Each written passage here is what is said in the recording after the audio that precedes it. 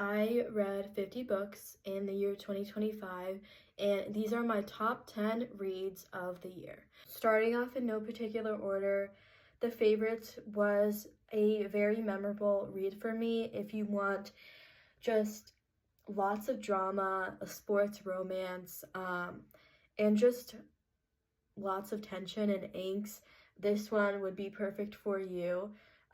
You're following Katarina and Heath, who grew up together, and Katarina really wants to make it to the Winter Olympics. They're both ice dancers, and something happens at one Winter Olympics which causes them in the future to really want to make this documentary about them.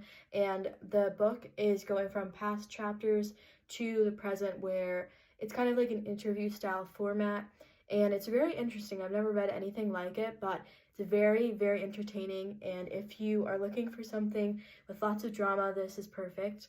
The next book that I loved was Listen for the Lie. This is a thriller with a romance subplot, and the romance subplot was one of my favorites that I've read this year. I also love that the female main character was super, super funny. And yeah, of course, I have to add in Rebel Witch, which was my first 5-star of the year. This is the concluding book to the Heartless Hunter Crimson Moth duology. Read Heartless Hunter last year, but this one was just really fantastic. I own the physical copy because I loved it so much. And yeah, you're following Rune and Gideon again, and they're trying to like figure out the aftermath from where you left off in Heartless Hunter.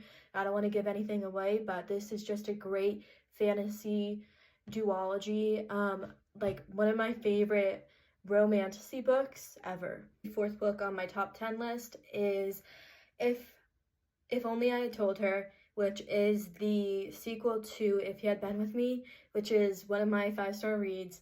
I gave this a 4.5 though. It still was very, very like satisfying, I guess, to find out Autumn's ending, but also Finn's side of the story from their time in high school, and yeah, just really bittersweet. This was a new release this year. It's a love story by Annabelle Monaghan. I also own the physical copy of this. This was a surprise for me because I thought this was just gonna be like a classic summer romance book that you could just take to the beach, but it had really deep meanings. I really like the female main character. I thought she was really relatable and also like very funny. The male main character I liked in the beginning, but I didn't really like at the end, but overall I did really like the story's premise. The next book is The Bright Years, which was like a phenomenon this year.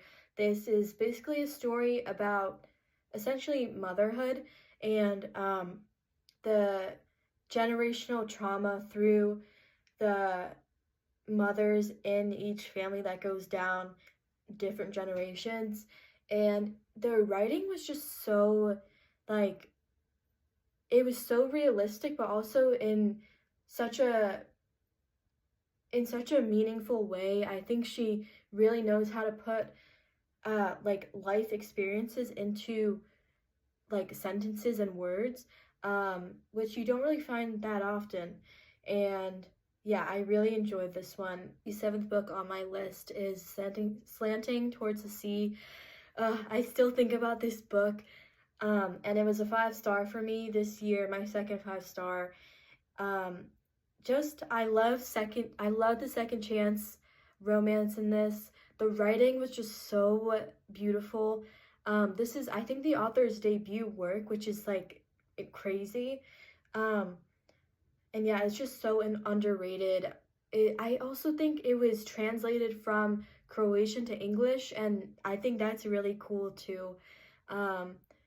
Yeah, you're just following this woman who has struggled with infertility and essentially has to let go of her now ex-husband, but it's like a second chance romance. But also I would categorize it as also women's fiction, because you're also just kind of growing with the main female main character, and seeing how she handles her life after this infertility that has plagued her life, basically. The angst in here was like top tier, and the writing just, it's so good.